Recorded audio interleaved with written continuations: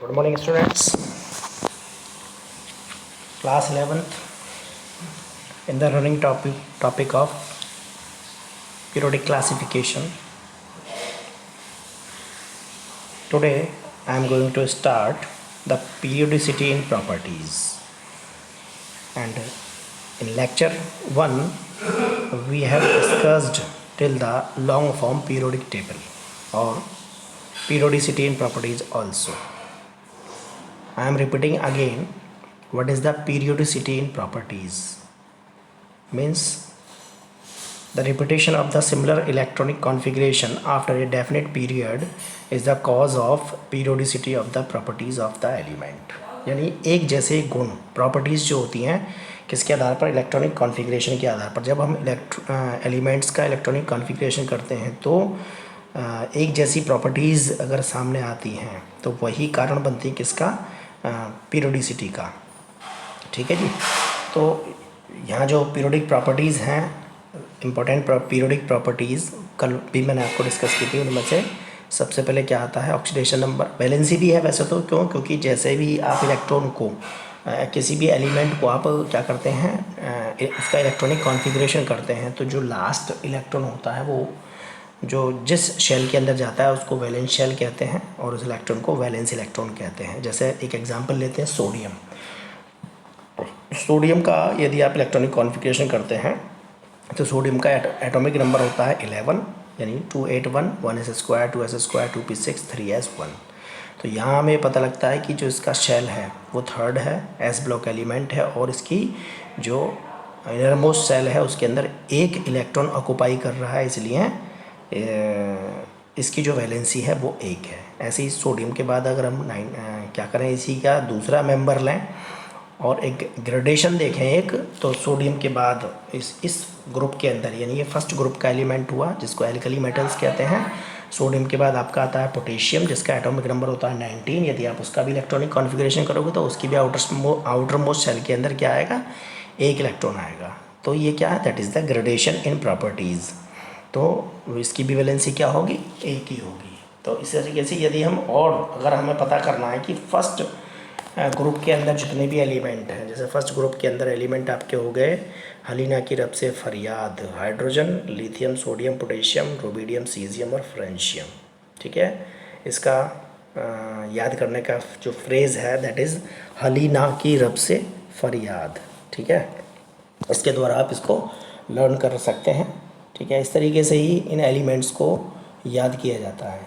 आई बात समझ में जी। तो इस पूरे जो फर्स्ट ये ग्रुप है, सो इसकी जो सभी जितने भी एलिमेंट इसके अंदर है उनकी जो वैलेंसी होगी वो क्या होगी, एक होगी। That is the gradation in properties, कि सोडियम की भी एक है, पोटेशियम की भी एक है, आगे सोडियम, पोटेशियम, रुबिडियम की भी एक है, सीजियम की भी और फ्रेंशियम की भी। सभी एलिमेंट्स की जो वैलेंसी है वो एक होगी, क्योंकि इसकी आउटर मोस्ट शेल के अंदर कितने इलेक्ट्रॉन, एक इलेक्ट्रॉन आ रहे हैं। तो चलते हैं पीरियोडिसिटी इन प्रॉपर्टीज़ की तरफ। ये तो सबसे पहले इसके अंदर आता है आपका तो कुछ 2-3 चीज़ें हैं जो आपको समझनी है। सबसे पहले आता है आपका स्क्रीनिंग इफेक्ट और शील्डिंग इफेक्ट। ये क्या होता है, देखिए एक जो वैलेंस इलेक्ट्रॉन होता है इन ए मल्टी इलेक्ट्रॉन एटम, यानी जिसके अंदर एक से अधिक क्या पाए जाते हैं, इलेक्ट्रॉन पाए जाते हैं। तो वैलेंस इलेक्ट्रॉन जो होता है, यानी वैलेंस इलेक्ट्रॉन कौन सा होगा, जो आउटर मोस्ट शेल के अंदर इलेक्ट्रॉन होगा, is attracted by the nucleus. तो वो क्या करता है, लास्ट वाला जो इलेक्ट्रॉन है वो भी अट्रैक्ट करता है न्यूक्लियस के द्वारा, and repelled by the electrons of inner shell. और देखो मैं आपको बताता हूँ, जैसे अगर हम एक एग्जाम्पल लें, जैसे हमने लिया सोडियम, तो सोडियम का इलेक्ट्रॉनिक कॉन्फ़िगरेशन यदि आप करोगे तो 281 आएगा, 2,8,1।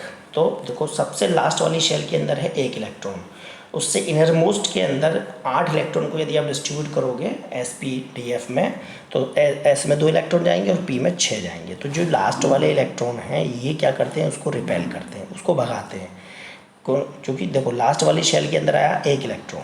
ठीक है, इसको यदि हम देखो मैं बताता हूँ अभी आपको, ये आ गया।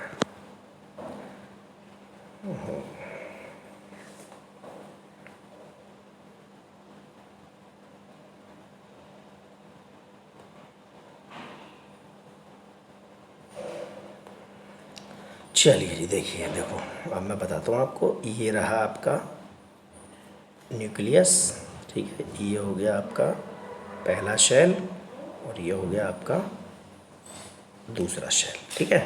अब सपोज करो और ये हो गया आपका थर्ड शेल।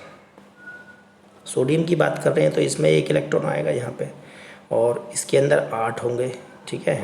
एक 2 3 4 5 6 7 और ये 8 इलेक्ट्रॉन ले लिए। यहाँ आ गए आपके 2, एक और एक ये 2, ये हो गया आपका न्यूक्लियस। तो अब ये जो लास्ट वाला इलेक्ट्रॉन है ये इस न्यूक्लियस के द्वारा क्या होगा, अट्रैक्ट होगा, क्योंकि इसकी प्रॉपर्टी है, इसके ऊपर पॉजिटिव चार्ज है और इसके ऊपर नेगेटिव चार्ज है। ध्यान से समझे इसको, बहुत ही इजी कॉन्सेप्ट है, कोई रॉकेट साइंस नहीं है, ठीक है जी। अब ये जो इलेक्ट्रॉन है, चूँकि इनके ऊपर क्या है, इसके ऊपर भी नेगेटिव है और इसके ऊपर भी नेगेटिव चार्ज है, तो ये इलेक्ट्रॉन इस न्यूक्लियस के द्वारा तो अट्रैक्ट किया जाएगा, लेकिन ये जो 8 इलेक्ट्रॉन हैं ये इसको क्या करेंगे, अंदर की तरफ नहीं आने देंगे, ये इसको रिपेल करेंगे, क्योंकि दोनों के ऊपर क्या है, नेगेटिव चार्ज है। तो यहाँ पर यही कह रहा है। तो इसी इफेक्ट को, यानी इनर्ट शेल इलेक्ट्रॉन, देखो ये सबसे आउटर मोस्ट शेल हो गई, ठीक है। इससे अंदर वाली शेल को इसको कहेंगे पेनल्टीमेट शेल और ये इनर पेनल्टीमेट शेल, ठीक है। 3 शेल हैं इसके अंदर।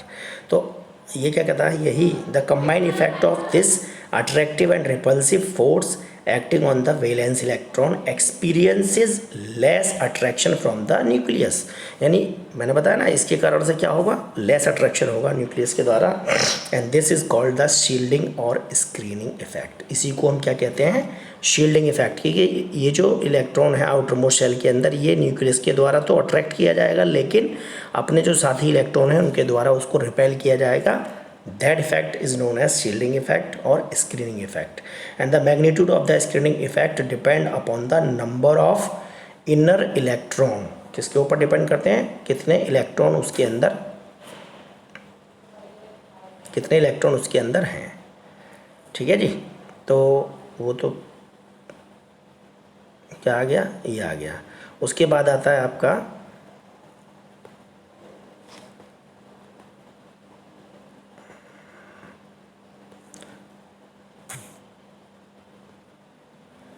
इलेक्ट्रॉन, यानी higher the number of the inner electron, जितने ज़्यादा इलेक्ट्रॉन होंगे greater shell be the value of screening effect.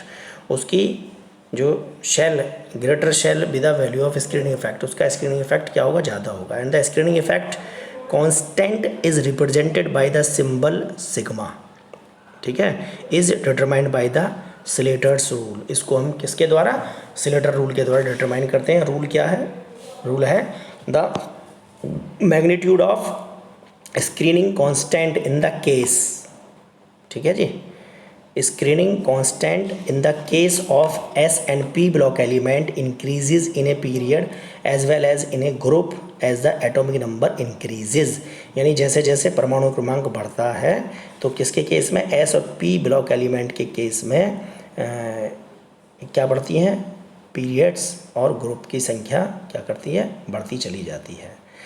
उसका मैग्नीट्यूड, यानी टोटल जो मैग्नीट्यूड होगा स्क्रीनिंग कांस्टेंट का, किसके केस में, एस और पी ब्लॉक एलिमेंट्स के केस में, जैसे जैसे पीरियड और ग्रुप बढ़ते चले जाएंगे, यानी वैसे ही बढ़ेंगे जैसे उनके एटॉमिक नंबर इंक्रीज करते हैं।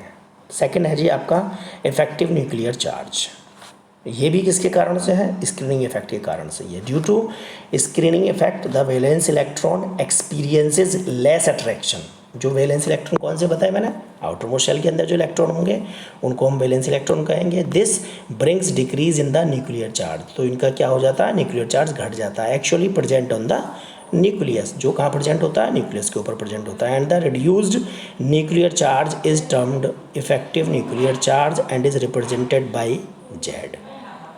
It is related to Z, और उसके ऊपर स्टार लगा दिया। It is related to actual nuclear charge Z by the following formula. इसको हम फॉलोइंग फार्मूला के द्वारा कैलकुलेट कर लेंगे।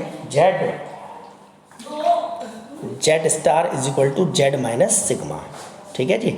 जेड के ऊपर स्टार लग रहा है, ये क्या हो गया, इफेक्टिव न्यूक्लियर चार्ज, और where sigma is the screening constant. And it is observe that magnitude of effective nuclear charge increases in period then we move from left to right. या आप ये ध्यान रखेंगे, जैसे जैसे हम पीरियोडिक टेबल में हम लेफ़्ट से राइट की तरफ ही मूव करते हैं या ऊपर से नीचे और लेफ़्ट से राइट मूव करते हैं। तो मैग्नीट्यूड जो होता है इफेक्टिव न्यूक्लियर चार्ज का वो क्या होता है, बढ़ता है जब हम क्या करते हैं पीरियड के अंदर लेफ़्ट से मूव करते हैं left to right. And in a sub group of normal elements like magnitude of effective nuclear charge remain almost the same. लेकिन सब ग्रुप्स के अंदर ये कैसा रहता है, बिल्कुल सेम रहता है। क्यों? क्योंकि वहाँ पर शेल में कोई चेंज नहीं होता है। ठीक है जी। तो ये रहा आपका इफेक्टिव न्यूक्लियर चार्ज। सेकंड 2 चीज़ें हो गई। थर्ड चीज़ आती है आपकी कोवलेंट और ionic and van der Waals radii. पहले देखेंगे कोवलेंट रेडियस क्या होती है।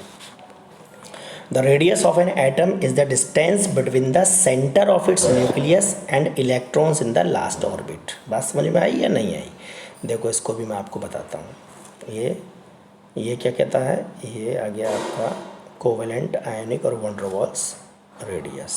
ठीक है जी। क्या कह रहा है, ये हो गया आपका, अरे आजा भाई, न्यूक्लियस, ये हो गई फर्स्ट सेल और ये हो गई सेकंड सेल। ठीक है जी। वो क्या कहता है, the radius of an atom, तो यानी सेंटर से, यानी ये हो गया सेंटर, यहाँ से लेकर के आउटर मोस्ट सेल तक की जो वैलेंस शेल है। इलेक्ट्रॉन कितने भी हैं, 2 8 मान लो, 2 मान लो, 1 मान लो, कितने भी मान लो।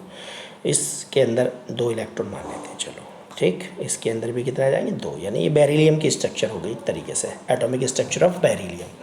तो रेडियस यानी radius of an atom is the distance between the centre of the nucleus, यानी यहाँ सेंटर ऑफ द न्यूक्लियस ये हो गया, and electrons in the last orbit, ये यहाँ से लेके यहाँ तक की जो रेडियस है इसको क्या कहेंगे।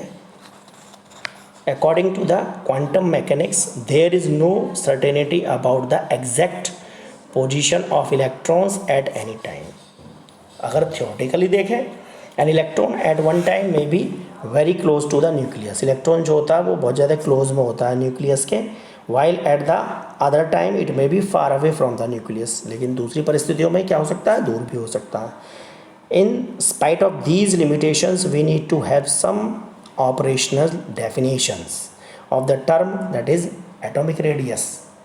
There are 3 operational concepts of atomic radius. तो पहला है आपका जो बॉन्डिंग है, if the bonding is covalent, अगर उनके बीच में कोवेलेंट बॉन्डिंग है, जैसे हाइड्रोजन H2, यानी हाइड्रोजन यहाँ कोवेलेंट बॉन्ड के द्वारा दूसरे एटम से हाइड्रोजन के से जुड़ा हुआ है। देखो मैं इसको दोबारा बताता हूँ आपको, इसको क्लियर करके। हाइड्रोजन के द्वारा, किसके द्वारा, कोवेलेंट बॉन्ड के द्वारा जुड़ा हुआ है, तो इसको कहेंगे कोवेलेंट रेडियस। ठीक है जी।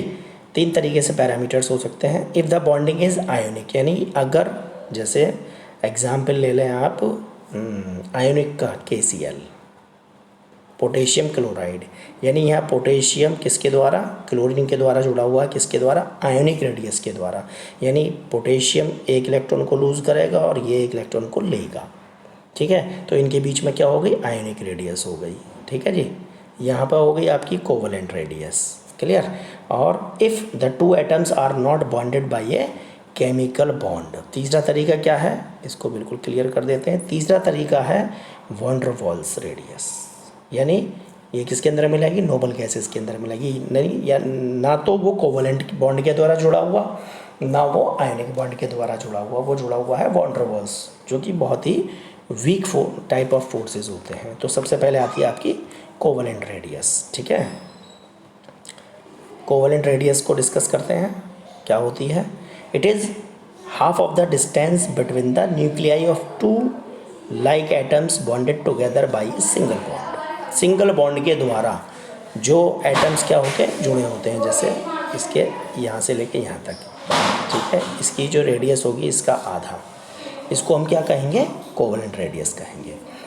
दस bond can be determined by dividing the bond length by 2। ये जो उसको हम 2 से डिवाइड करके कैलकुलेट कर सकते हैं, इसलिए इसका फॉर्मूला बनता है RC = C - C, यानी जो बॉन्ड है उसके बीच में उसको हमने डिवाइड कर दिया 2 के द्वारा। तो C single bond C = 2RC, और या RC + RC कोवेलेंट रेडियस और covalent radius, where RC is the single bond covalent radii, single bond covalent radii SbCr of carbon. Example लिया इन्होंने कार्बन का। ठीक है। तो इसको यहाँ हम क्या कर देते हैं, डिलीट कर देते हैं, ये क्लियर, आपको आसानी रहेगी नोट करने में। ठीक है जी, आप इनको फे नोटबुक के अंदर नोट्स कर लेंगे। इसके बाद जैसे ये टॉपिक ओवर हो जाता है तुरंत इसके एनसीईआरटी के जो सॉल्यूशंस है उनका पीडीएफ मैं आपको सेंड कर दूंगा। क्लियर। तो बात आती है आगे। तो if atom forming the covalent bond are different, one is more electronegative, अगर दोनों ही एटम क्या है, डिफरेंट है, एक ज़्यादा इलेक्ट्रोनेगेटिव है और दूसरा कम इलेक्ट्रोनेगेटिव है, then the atomic radius is determined by the relation, किसके द्वारा, R A plus R B minus 0.009, that is X A nearly equal to X B, where X A और एक्स बी क्या है, these are the electronegativities of the atoms. और इस relation को दिया था स्टीवेंसन ने 1941 के अंदर। बात करते हैं कि पीरियड और ग्रुप के अंदर ये जो कोवेलेंट रेडियस है कैसे घटती है, क्या बढ़ती है। तो पीरियड के अंदर atomic radius generally decreases from left to right. ध्यान रखेंगे, पीरियड के अंदर जो एटॉमिक रेडियस है वो जनरली क्या होती है, डिक्रीज होती है लेफ़्ट से जब हम राइट की तरफ क्या करते हैं, जाते हैं। And alkali metal is the largest, देखो एग्जाम्पल भी दिया, टेबल दी है, lithium, beryllium, boron, carbon, nitrogen, oxygen, fluorine और नियॉन। रेडियस भी दिखाइए, ये जरूरी नहीं है टेबल को याद रखना, कोई ज़रूरी हार्ड एंड फास्ट नहीं है बस, लेकिन आपको इसका जो कॉन्सेप्ट है वो आपको पता होना चाहिए कि जैसे जैसे आप पीरियोडिक टेबल में लेफ्ट से राइट जाएंगे एटॉमिक रेडियस क्या करेगी, आपकी डिक्रीज़ करेगी। ठीक है, पीरियड के अंदर। तो एल्कली मेटल की जो एटॉमिक रेडियस होगी वो ज़्यादा होगी और हैलोजन की जो एटॉमिक रेडियस होगी, हैलोजन यानी फ्लोरीन, क्लोरीन फैमिली, तो वो उनकी जो एटॉमिक रेडियस होगी वो कम होगी। For example in second period, ये सेकंड पीरियड का एग्जांपल इन्होंने यहाँ दिया है। And the decrease in size along a period is due to the effect of successive increasing in nuclear charge without addition of the new shell. कारण क्या है, अभी इसको देखते हैं। इसके घटने का कारण जो बताया इन्होंने, क्या बताया, द डिक्रीज इन साइज, परमाणु के आकार में वो घटते रहते हैं अलोंग ए पीरियड, जैसे जैसे हम पीरियड के अंदर जाते हैं, is due to the effect of successive increasing nuclear charge, क्योंकि उनके ऊपर जो लगातार न्यूक्लियर चार्ज क्या होता है, घटता रहता है, without addition of a new shell, और उनके अंदर कोई नए शेल का एडिशन भी नहीं होता। In each element of a given period a new electron is added in the same principal quantum number. देखो यहाँ एग्जाम्पल भी बताया, एग्जाम्पल क्या कहता है, in the second period the nuclear charge increases from +3 in lithium to +9 in fluorine, +3 से +9 तक क्या करता है, बढ़ता है। And the increase nuclear charge attracts the electrons more strongly, ये जो बढ़ा हुआ चार्ज होगा ये इलेक्ट्रॉन्स को अधिक आकर्षित करेगा टू द न्यूक्लियस की तरफ, and this decrease the size of the atom, इसलिए एटम का साइज क्या कर जाएगा, डिक्रीज कर जाएगा। And in case of noble gases the atomic radii are only the van der Waals radii, जो उनके जो किसके द्वारा जुड़े रहते हैं, वो वैन डर वाल फोर्सेस के द्वारा जुड़े रहते हैं, which are naturally higher than the covalent radii of other elements. दूसरी जो कोवेलेंट रेडियाई होती है दूसरे एलिमेंट की, उससे वो ज़्यादा क्या होता है, अधिक होता है। अब ग्रुप की बात करते हैं। ग्रुप के अंदर एटॉमिक रेडियस क्या करता है, इंक्रीज़ करता है। जैसे ही हम ऊपर से नीचे की तरफ आते हैं तो वो इंक्रीज़ करता है। जैसे in group first atomic size increases steadily from lithium to caesium, यानी सीजियम का एटॉमिक साइज बड़ा होगा बशर्ते कि लिथियम के, ये यहाँ पर एग्जाम्पल में भी बताया है। ठीक है ना। आगे आता है the increase in size and on decreasing a group is due to the addition of extra shell, क्योंकि यहाँ पर अब क्या बढ़ रही है, जैसे जैसे हम ऊपर से नीचे की तरफ आते चले जाएंगे शेल इंक्रीज करती चली जाएंगी, which outweighs the effect of increase nuclear charge. ठीक है। और ध्यान रखना है आपने, helium and francium are smallest and largest atom respectively. Helium छोटा है और फ्रेंशियम बड़ा हो जाएगा। आप लेफ्ट से राइट जाइए तो दूसरे पीरियड में क्या मिला, पहले ही पीरियड में क्या मिलेगा आपको, हीलियम, और लास्ट में आ जाइए तो क्या मिलेगा, फ्रेंशियम। ऊपर से नीचे की तरफ देखेंगे फ्रेंशियम की लार्जेस्ट एटम होगा और स्मॉलेस्ट एटम होगा हीलियम का। बहुत इंपॉर्टेंट है ये एग्जाम पॉइंट ऑफ व्यू से। दूसरा आता है आपका आयनिक रेडियस। ये क्या होता है जी, it is the effective distance from the nucleus of an ion up to which it has its influence on its electron cloud. यानी इलेक्ट्रॉन क्लाउड क्या है, देखो जो न्यूक्लियस के चारों तरफ, यानी जहाँ पर इलेक्ट्रॉनों के पाए जाने की प्रोबेबिलिटी ज़्यादा होती है वो इलेक्ट्रॉन क्लाउड कहलाता है, जहाँ पर इलेक्ट्रॉन ज़्यादा होते हैं। तो ये क्या है, it is the effective distance from the nucleus, ठीक है, न्यूक्लियस से of an ion up to which it has its influence on its electron cloud. A cation is, बहुत इंपॉर्टेंट चीज़ बता रहा हूँ आप यहाँ पर, a cation is always much smaller than the corresponding atom. मतलब समझ लीजिए जैसे सोडियम है, सोडियम अपना एक इलेक्ट्रॉन को लूज करके सोडियम का कैटायन बनाएगा, ठीक है, सोडियम का कैटायन बनाएगा। तो सोडियम कैटायन इज ऑलवेज, वो हमेशा क्या होगा, छोटा होगा, किससे, सोडियम से, ठीक है। Further more the number of electrons removed smaller will be the size of the resulting positive ion. यहाँ ये रेडियस दिखाइए, किसका एग्जाम्पल लिया, आयरन का। आयरन का साइज 1.26, देन उसके ऊपर पॉजिटिव चार्ज आ गया तो उसका घट गया 0.76 और फिर घट गया 0.64। यहाँ आयरन के एग्जाम्पल के द्वारा बताया मैंने आपको, सोडियम का एग्जाम्पल भी समझाया। अब बात आगे चलते हैं, आगे क्या कहता है, एक कैटायन फॉर्म्ड बाय द, एक cation formed by the loss of electron, पता है ना, एक कैटायन जो बनता है वो किसके द्वारा बनता है, एक इलेक्ट्रॉन, एक या अधिक इलेक्ट्रॉन के लॉस से, result in complete disappearance of the outer shell. तो यानी अगर एक इलेक्ट्रॉन ही है आउटर सेल के अंदर और वो भी निकल गया तो शेल ही गायब हो जाएगी। And since the remaining inner shell do not extend, जबकि अंदर वाली जो शेल है वो बढ़ती नहीं है, so far in space the cation is much smaller than the metal atom. इसलिए क्या होता है, वो कैटायन जो होता है वो जिसका भी कैटायन है उस मेटल से छोटा होता है। एग्जाम्पल या सोडियम का दिया है, एटॉमिक नंबर होता है 281, एक इलेक्ट्रॉन निकल गया आउटर मोस्ट शेल से, क्या बचा 2,8। सेकेंड केस आता है आपका, हाँ जी, whenever a cation is formed, जब एक कैटायन बनता है, the ratio of nuclear charge to the number of electrons, यानी इसको क्या कहेंगे, Z/E ratio, nuclear charge to the number of electrons is increased, ये बढ़ती है, with the result of effective nuclear charge increase, क्योंकि इफेक्टिव न्यूक्लियर चार्ज बढ़ता है। And the electrons are pulled towards the nucleus, और इलेक्ट्रॉन्स जो होते हैं वो न्यूक्लियस की तरफ आकर्षित, खींचे जाते हैं, न्यूक्लियस की तरफ आकर्षित होते हैं।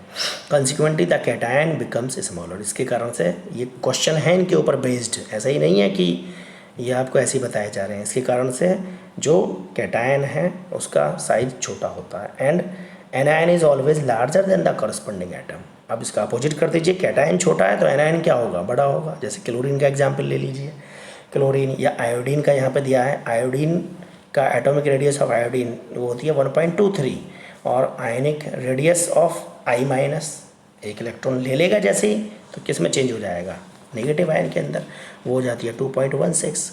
This is again due to the following two factors. पहला, since in the formation of an anion one और मोर इलेक्ट्रॉन्स आर एडेड, एक इलेक्ट्रॉन ऐड हो जाता है, and the electrons cloud expands, तो वहाँ पर इलेक्ट्रॉन क्लाउड एक्सपेंड कर जाता है, and the ionic size increase, और आयनिक साइज बढ़ जाता है। Whereas in the formation of anion the effective nuclear charge decreases, जब एनायन की फॉर्मेशन होती है तो इफेक्टिव न्यूक्लियर चार्ज डिक्रीज करता है, with the result the electrons get away from the nucleus and दस एनायन बिकम्स लार्जर, तो anion क्या हो जाता है, बड़ा हो जाता है then corresponding atom.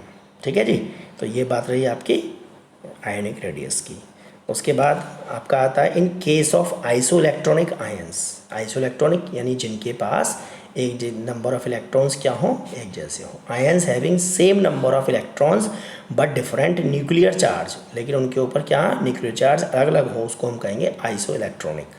The greater the nuclear charge, जिसके ऊपर ज़्यादा न्यूक्लियर चार्ज होगा उसका the greater is the attraction for electron and smaller is the ionic radius, यानी जिसके ऊपर ज़्यादा चार्ज होगा उसका आयनिक रेडियस उतना ही कम होगा। एग्जाम्पल के तौर पर यहाँ बताया जैसे कार्बन, ठीक है जी, ये 4 इलेक्ट्रॉनों को दे सकता है और 4 को ले सकता है, तो कार्बन के ऊपर -4 -3, ऑक्सीजन नाइट्रोजन 3 को क्या लेगा, इसको ऑक्टेट कंप्लीट करने के लिए 3 इलेक्ट्रॉन की आवश्यकता होती है, समझे।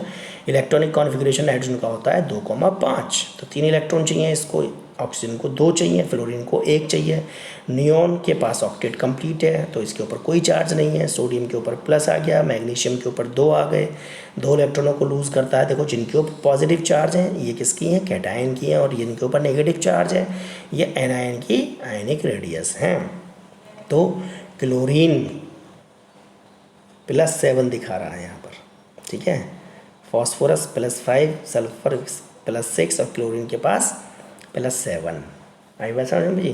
तो क्लोरीन +7 का जो साइज़ होगा वो बहुत छोटा होगा, यानी जिसके ऊपर ज़्यादा पॉजिटिव चार्ज होगा वो उतना ही उसका रेडियस उतना ही छोटा होगा। यहाँ पे ये ध्यान रखें। यानी किसके लिए हो गया आयनिक रेडियस, कैटायन एनायन के लिए तो हो गया, साथ में ऐसे इलेक्ट्रॉन जिनके पास न्यूक्लियर चार्ज अलग अलग हैं लेकिन वो आइसोइलेक्ट्रॉनिक हैं, यानी इन सब के अंदर नंबर ऑफ इलेक्ट्रॉन अगर आप निकालोगे तो सेम ही बैठेंगे, ठीक है। आगे चलते हैं। थर्ड है आपका वॉन डेर वाल्स रेडियस। ये क्या, it is one of the, ठीक है जी, it is one of the distance between the nuclei of 2 adjacent atoms. 2 adjacent यानी नज़दीक लगे हुए atoms belonging to 2 neighboring molecules of an element in the solid state। Van der Waals radius जो होता है वो सॉलिड स्टेट के लिए होता है। And the covalent radius is always smaller than the corresponding van der Waals radius. जो covalent radius होता है वो हमेशा छोटा होता है वॉन डेर वाल रेडियस से। क्यों छोटा होता है, this is because of the fact that in the formation of a chemical bond the 2 atoms have to come closer to each other. जब केमिकल बॉन्ड बनेगा तो दोनों एटम पास पास आएंगे। And this also explain why covalent bonds are much stronger than the van der Waals forces. It is important to note that since the noble gases ordinarily do not form any covalent bond. Noble gases जो होती हैं वो कोई covalent bond नहीं बनाती हैं। In crystal of noble gases no chemical forces are operating between the atoms, hence the van der Waals forces are the only attractive forces in these cases. Clear. In other words the van der Waals radii constitute the, क्या बनाती हैं, atomic radii of noble gases. And since van der Waals radii are larger than covalent radii, इसलिए van der Waals radii क्या होती हैं, बड़े होती हैं कोवेलेंट रेडियाई से। Atomic radius of noble gases are largest. ये भी ध्यान रखेंगे, जो एटॉमिक रेडियाई होता है किसका, नोबल गैसेज का, वो सबसे बड़ा है इन देयर रेस्पेक्टिव पीरियड, अपने पीरियड के अंदर। क्लियर। आगे चलते हैं जी। आगे आता है आपका आयोनाइजेशन एनर्जी। इसको और कवर कर लेते हैं आज, ठीक है। The electrons in an atom are attracted by the nucleus. Electrons क्या करते हैं, अट्रैक्ट करते हैं किसके द्वारा, न्यूक्लियस के द्वारा, ठीक है। When an electron is to be removed, अब अगर एक इलेक्ट्रॉन को हम रिमूव कर दें, then work is done against the nuclear attraction. तो क्या हो गया, वर्क डन किसके अगेंस्ट हो गया, न्यूक्लियर अट्रैक्शन के अगेंस्ट हो गया। या आप दूसरे शब्दों में ये कह सकते हैं, energy is required to remove an electron, यानी एक इलेक्ट्रॉन को हटाने के लिए हमें एटम से किसकी आवश्यकता होगी, एनर्जी की आवश्यकता होगी।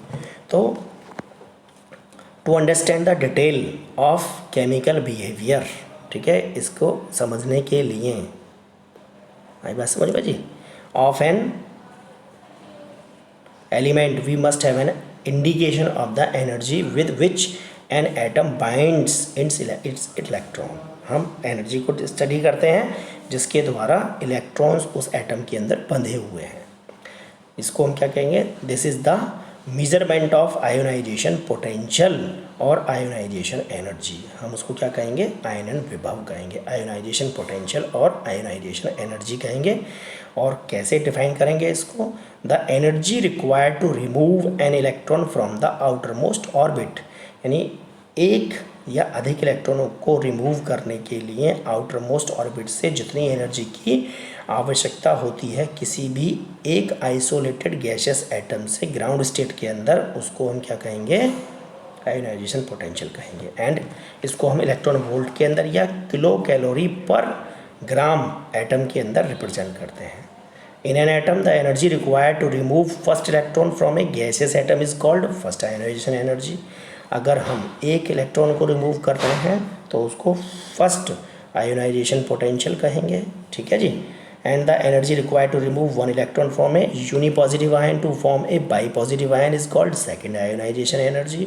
अब अगर हम एक से दूसरा इलेक्ट्रॉन को निकाल रहे हैं तो उसको हम सेकेंड आयोनाइजेशन एनर्जी या second ionisation potential.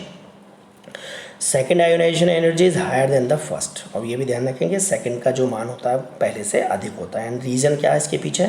Reason is that in the unipositive ion left after the removal of one electron, क्योंकि यूनिपॉजिटिव आयन एक इलेक्ट्रॉन के रिमूवल से बन रहा है और बाई पॉजिटिव कितने के? दो इलेक्ट्रॉन के रिमूवल से बनेगा। तो चूँकि वो एक इलेक्ट्रॉन को तो समझ सकते हैं कि वो हो सकता है लूजली अरेंज किए हुए हो, लेकिन दो इलेक्ट्रॉनों को लूजली अरेंज किए हुए नहीं होगा, वो फर्मली क्या होंगे? न्यूक्लियस के द्वारा अट्रैक्टेड होंगे।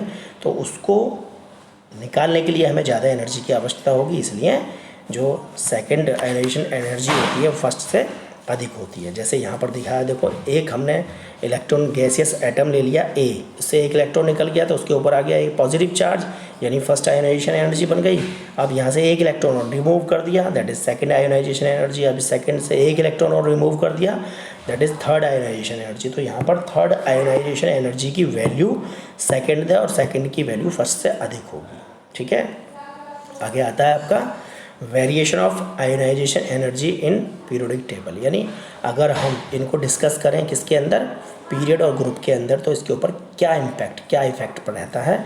Ionisation energy decreases in a group as the atomic number increase. जैसे जैसे परमाणु क्रमांक ग्रुप के अंदर बढ़ता है तो आयोनाइजेशन एनर्जी क्या होती है? घटती है। And it is based on that fact that as we move down a group, जैसे हम ऊपर से नीचे की तरफ ग्रुप के अंदर आते हैं, the size of the atom increases, atom का साइज बढ़ता जाता है। And the outer most electrons becomes फारदर away from the nucleus, और जो लास्ट ऑर्बिट के अंदर इलेक्ट्रॉन है वो दूर होता चला जाता है, दस reducing the force of attraction, इनके बीच में फोर्स ऑफ अट्रैक्शन कम हो जाता है। And hence ionisation energy decrease, इसलिए उसकी आयोनाइजेशन एनर्जी क्या हो जाती है? कम हो जाती है।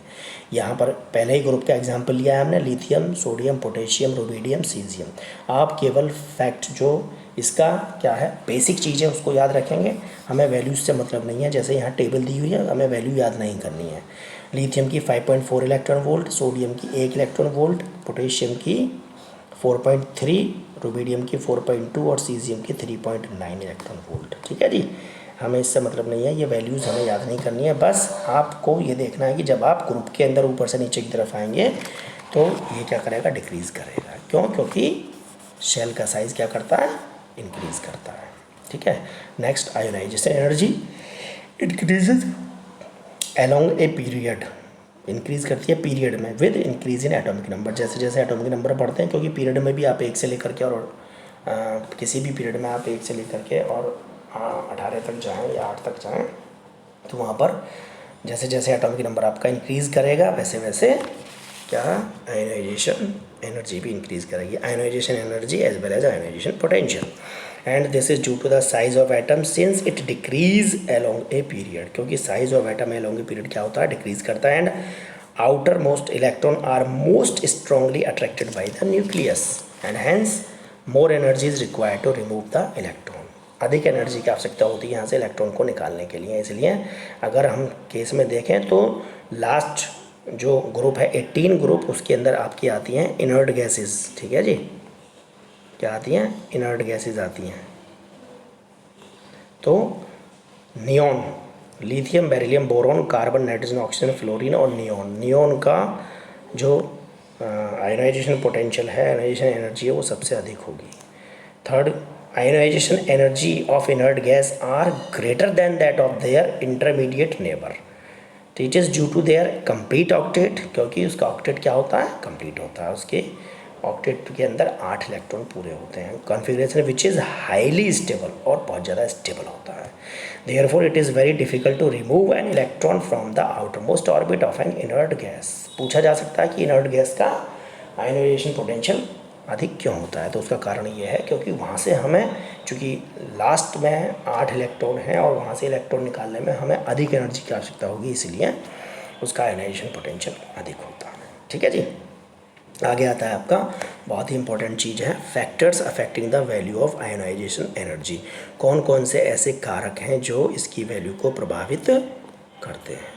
ठीक है, तो सबसे पहले क्या आता है आपका, देखेंगे साइज ऑफ एटम, यानी जैसे जैसे एटॉमिक साइज बढ़ता है आयनाइजेशन पोटेंशियल घटता चला जाता है, बस कुछ नहीं ध्यान रखना है। दूसरा है the charge on the nucleus, तो जैसे जैसे न्यूक्लियर चार्ज बढ़ता है there is an increase in force of attraction of nucleus for electrons making the removal of the electrons more difficult. So thus an increase in nuclear charge increase the ionization potential, तो ionization potential आपका बढ़ जाएगा। Shielding और screening effect या inert shell effect भी कहते हैं उसको, तो जैसे जैसे मल्टी इलेक्ट्रॉन्स के लिए बहुत अधिक क्या होगा, अगर क्या है इस जो स्क्रीनिंग इफेक्ट है क्या होता है, अट्रैक्शन ज़्यादा होता है न्यूक्लियस और आउटर मोस्ट शेल के इलेक्ट्रॉन के बीच में।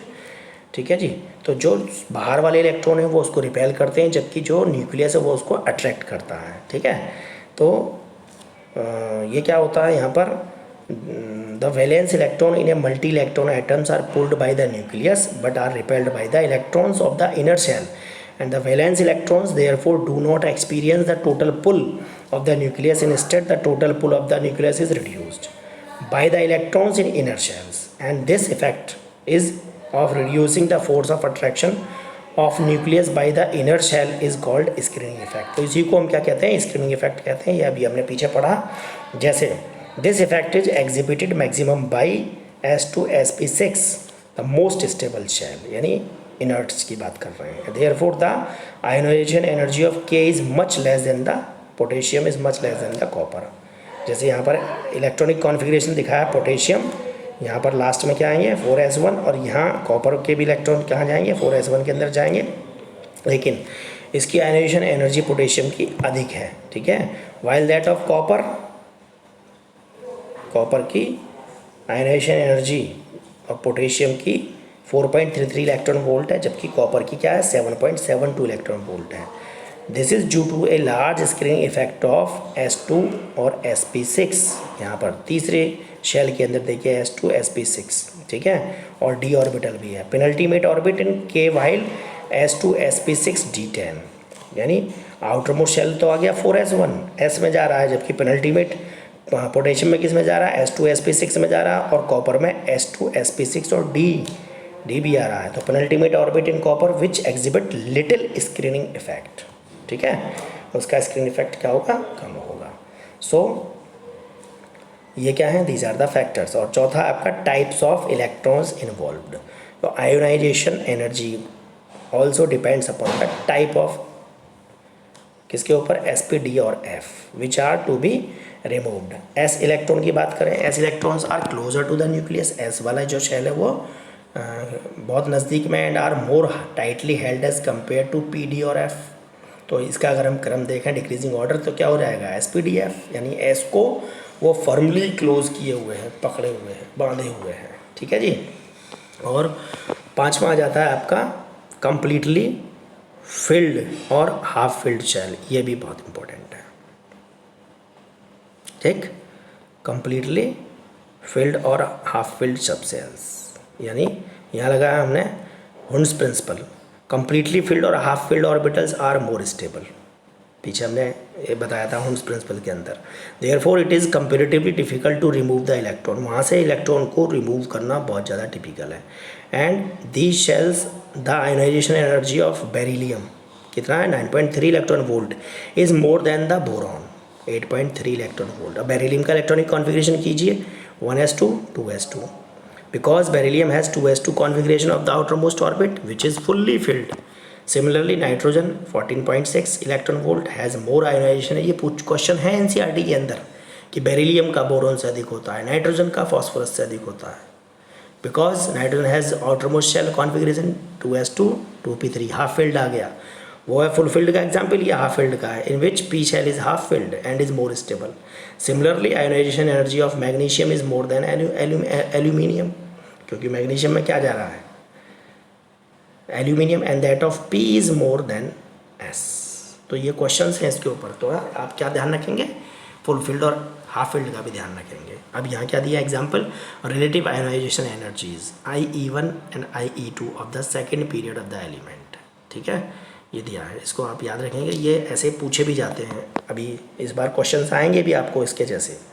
Lithium, boron, beryllium, carbon, oxygen, nitrogen, fluorine, neon. अब इसको इनके किसी में बढ़ते हुए क्रम में लगा दिया है, beryllium, carbon, boron, nitrogen, fluorine, ये बढ़ता हुआ क्रम है इसका, ठीक है। देख लो बेरिलियम से, बेरिलियम की अधिक है, ठीक है ना, IE1 और IE2, ऐसे ही IE1 IE2 of the third period के अंदर sodium, aluminium, magnesium, silicon, sulphur, phosphorus, chlorine और आर्गन, ऐसे ही IE2 के अंदर आ गया। तो IE2 of the elements which very high values, ठीक है। और ये किसका दे दिया, एक ग्रुप का दे दिया, helium, neon, fluorine, argon, nitrogen, krypton, oxygen, hydrogen और क्लोरीन के बीच। तो इनको आप याद करेंगे। इम्पोर्टेंस क्या है, importance, lower is the ionization potential of an element, more would be the reducing power and also reactivity, उसकी रिड्यूसिंग पावर ज़्यादा होगी अगर आयोनाइजेशन पोटेंशियल उसका क्या है, कम है, और रिएक्टिविटी ज़्यादा होगी, आप ध्यान रखेंगे। And it gives rough estimate about the basic characters of the element, ये क्या देता है, रफ एस्टिमेट देता है, बेसिक करेक्टर देता है एलिमेंट्स का। And the relative value of ionisation potential and electron affinity of the two elements are related to the nature of bond formed during their combinations. And the ionization potentials provide an indication about the number of valence electron in an atom. The abnormally high value indicates that the electron removed is other than the valence electron. Example दिया है, ये क्या है, IE1 यानी first ionisation energy या ionization potential, second ionization potential and third ionization potential values are 5.39, 75.62 and 122.42 electron volts. Since the value is shown sudden jump, it indicates that number of valence electron in its atom is 1. Similarly, value of IE1, IE2, IE3 as 9.32, 18.21 and 153.85 electron volt indicate the number of valence electron in its atom is 2. Clear. तो ये रहा आपका किसके बारे में, ionization potential. कल discuss करेंगे electron affinity and so, electron affinity से आगे, ठीक है। इसके अंदर केवल इतना ही, इससे रिलेटेड यदि कोई आपको डाउट बनता है तो आप पूछ सकते हैं। Okay, have a nice day, thank you very much.